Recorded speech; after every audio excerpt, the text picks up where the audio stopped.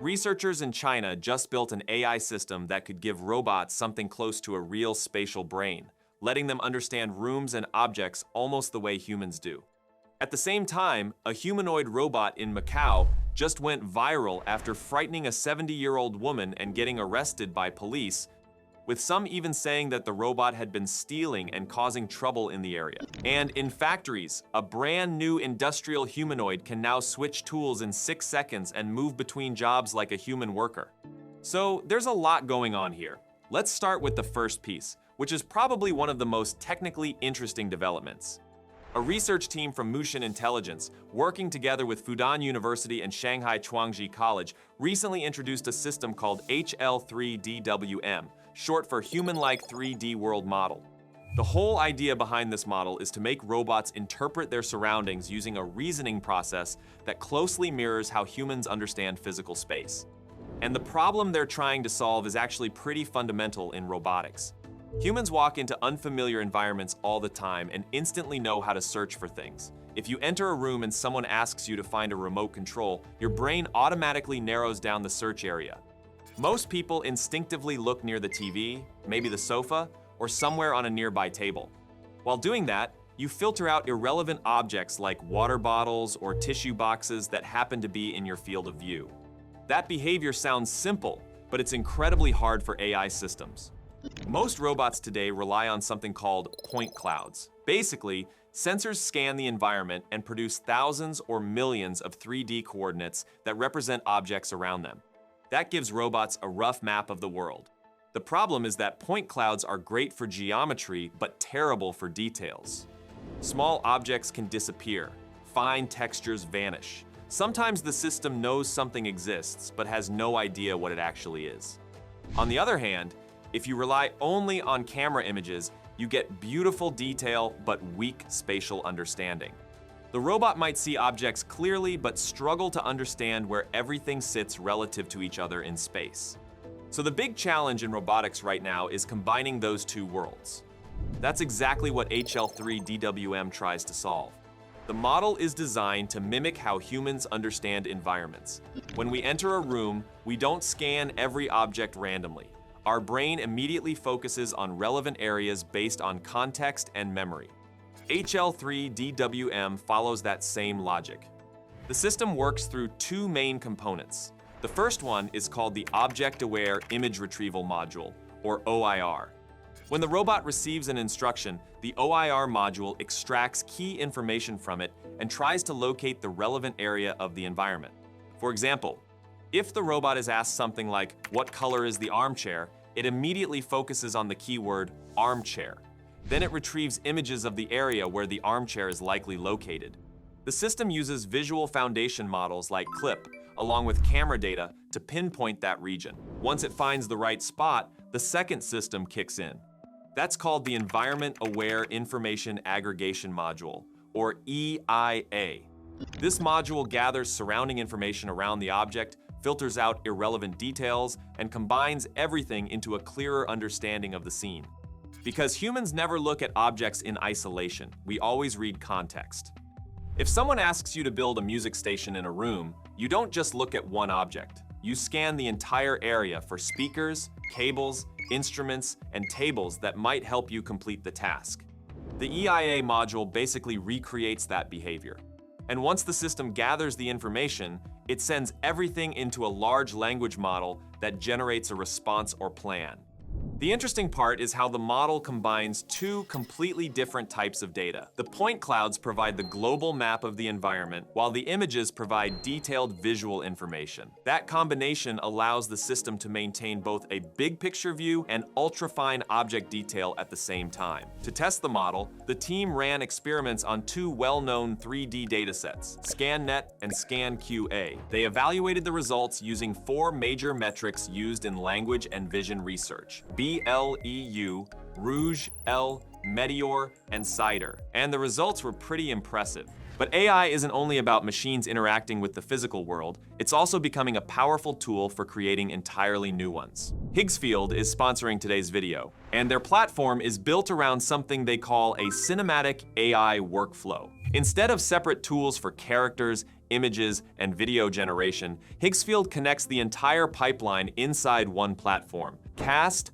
shoot, direct. It starts with Soulcast, which lets you generate fully customizable AI actors. You can control details like genre, era, character archetype, appearance, and identity, creating actors that stay consistent across different scenes. Next comes Soul Cinema, a model designed specifically for cinematic-grade image generation. The frames it produces look like they were captured on an actual film set, with professional lighting, composition, and natural film-style texture. From there, the project moves into Cinema Studio 2, where those frames can be turned into animated shots. You can choose camera sensors, lenses, and focal lengths, explore the environment in a 3D scene, and direct motion using cinematic camera moves like pans, dollies, and zooms. And if you want to refine images further, you can also run them through models like Nano Banana Pro or Nano Banana 2, which add higher resolution, stronger subject consistency, and more detailed visual control before the final animation stage. So the whole process becomes a single pipeline.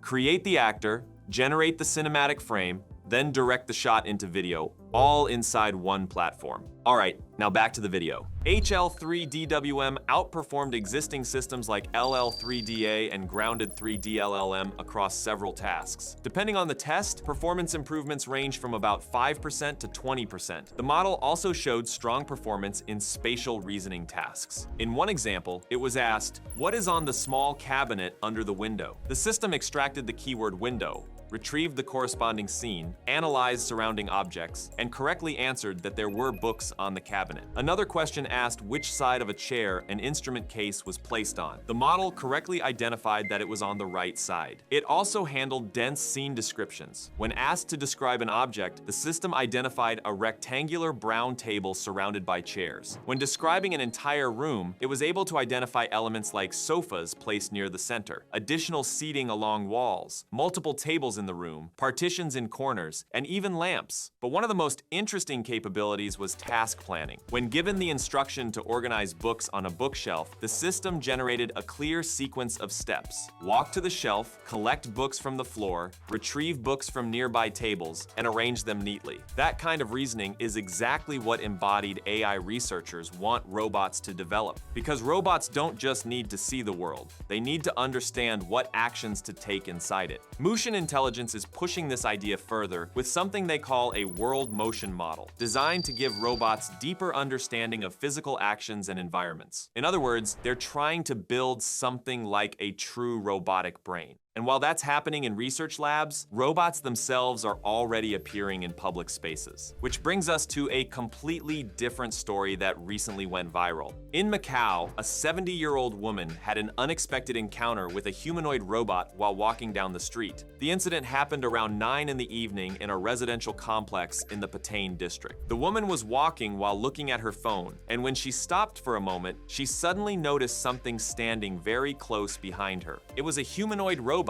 specifically a Unitree G1. According to reports, the robot had been following the same path and stopped behind her because it couldn't walk around her while she paused. From the robot's perspective, it was just waiting for the path to clear. From the woman's perspective, a human-sized robot suddenly appeared right behind her in the dark. She reacted instantly, shouting at the machine and telling it that it was making her heart race. The moment was caught on video, and the clip spread quickly across social media. Soon after, police officers arrived and escorted the robot away from the scene. In the footage, one officer even placed a hand on the robot's shoulder while guiding it, which made the whole thing look strangely like a human arrest. The robot turned out to belong to a local education center and had been used for promotional demonstrations. A representative named Mock later explained that the robot had simply stopped behind the woman because it couldn't pass her, but the moment still caused serious distress. The woman told police she felt unwell and was taken to a hospital for medical examination. Authorities later confirmed that there had been physical contact between the robot and the woman, although no injuries were reported. After receiving treatment, she decided not to file any complaint. Online reactions were mixed. Some people treated the incident as harmless and joked about the robot being arrested. Others pointed out that this is exactly the kind of situation that will become more common as robots move into everyday environments. And China is already seeing that shift. Humanoid robots have started appearing in public roles across several cities. In Shenzhen, A robot called the T-800 from Engine AI has been spotted patrolling tourist areas alongside police officers in the Window of the World district. And in Shanghai, another humanoid named Xiaohu has been used to help direct traffic in the Huangpu district. So while people debate whether robots belong in public spaces, they're already there. At the same time, companies are building machines meant to work directly in factories. One of the newest examples comes from a robotics company called XG Sinbot. They recently introduced a humanoid robot called the Z1 during a dual-city launch event held in Silicon Valley and Beijing. The event was called More Than One Answer. Unlike many humanoids designed mainly for demonstrations, the Z1 is built for industrial work. Factories today face what engineers call a double bind. Traditional automation systems are expensive and rigid. Meanwhile, newer robots often lack the durability needed for harsh factory environments. Manufacturing floors are full of oil, heavy machinery, and unpredictable conditions. That's where the Z1 comes in. One of its standout features is a modular end effector quick change system. This allows the robot to switch tools in under 6 seconds. The Z1 can attach different end effectors, including grippers, welders, and suction tools. That means a single robot can move between multiple workstations and perform completely different tasks. Instead of deploying several specialized robots, factories could use one adaptable machine. The robot also uses something called XG high-performance joint modules. These combine motors, sensors, and mechanical reducers into a single integrated system, improving precision, stability, and structural rigidity. In simple terms, the robot becomes stronger, faster, and more reliable. Inside the robot, there are actually 2 control systems working together. A slow system handles reasoning and planning, while a fast system runs at 100 Hz to control real-time motor movement and reflex responses. This architecture allows the robot to interpret complex commands while staying stable during physical work. The Z1 is also part of a larger ecosystem called Starfire. The goal of the program is to accelerate deployment of embodied AI across industries like electronics, manufacturing, automotive production, and renewable energy. XG Sinbot plans to open its hardware interfaces to third-party developers so companies can build compatible tools and components. They also plan to gradually open parts of their datasets, scenario models, and software development kits to researchers and industry partners. All of this is happening while global investment in embodied AI continues to surge. Companies around the world are racing to combine advanced AI reasoning with physical robotic bodies. But the biggest challenge isn't building smarter models. It's putting those models into machines that can operate reliably in the real world. And right now, we're watching that transition happen in real time. If you enjoyed this breakdown, hit the like button, subscribe for more AI and robotics updates, and I'll catch you in the next one.